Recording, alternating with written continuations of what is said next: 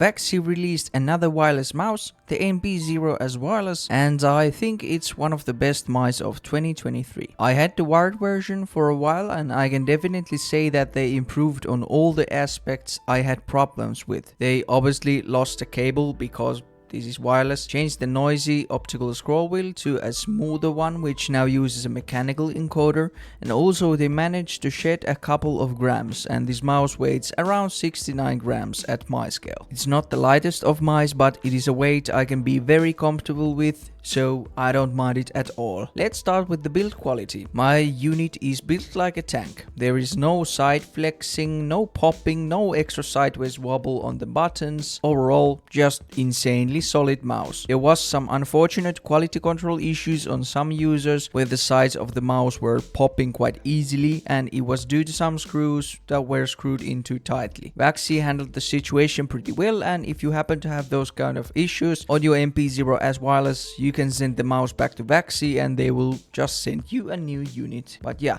my unit is rock solid. The coating is yet again some of the best I've used. It's smooth, matte finish which feels kinda paint-like, just like on the XC wireless. On the hottest days of summer I briefly used some Pulsar super grips on the sides because I was sweating really badly, but after the Finnish summer was over, which lasted around 2 weeks, I had no problems with it being too slippery.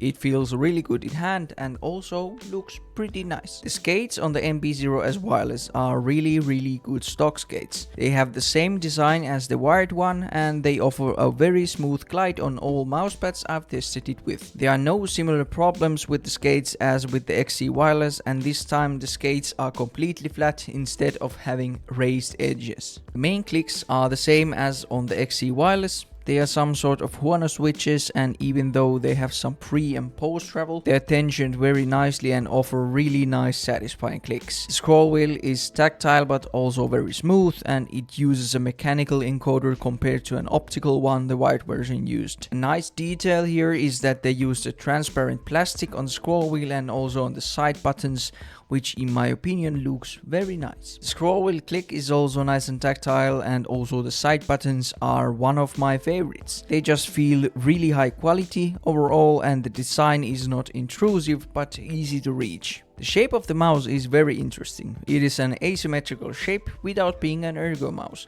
That means that from the front, the clicks are at the same height and it almost looks like an ambidextrous mouse, but from the back and from the bottom you can clearly see that it has some nice ergonomic features. The left side of the mouse has a really nice groove for your thumb, and the back curve provides great support for my thumb knuckle here. The right side of the mouse gives support for my pinky knuckle, and the shape just feels really comfortable for my claw grip with my 17.5 times 10.5 centimeter hands. My grip style with this shape is a bit tilted relaxed claw grip, and it gives me a lot of range of motion for wrist aiming, and especially tracking feels incredibly accurate with this shape. You could probably pull off lots of different grip styles with this one, but the weight might be too much for fingertip gripping. It of course depends on how strong your fingers are. Then let's talk about the wireless performance. The mouse is sporting the Pixar 3395 sensor and a Pixar MCU, and this time the mouse has the competitive firmware pre-installed, and you can actually swap between standard and competitive modes on the fly.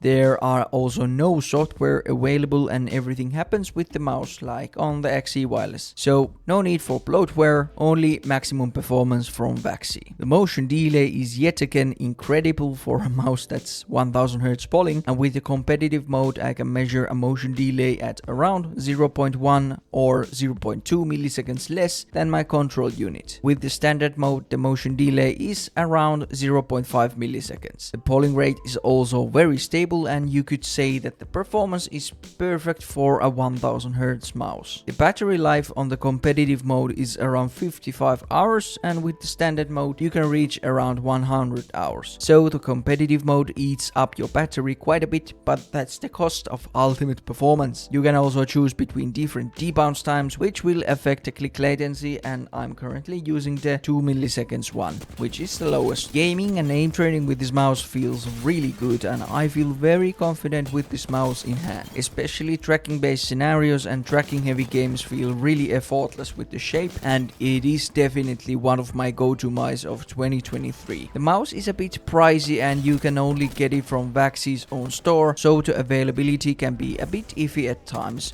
But if you want a really solid performer with a really comfortable shape and are not afraid of a mouse that's around 17 grams, this could be the mouse for you. But that's about it.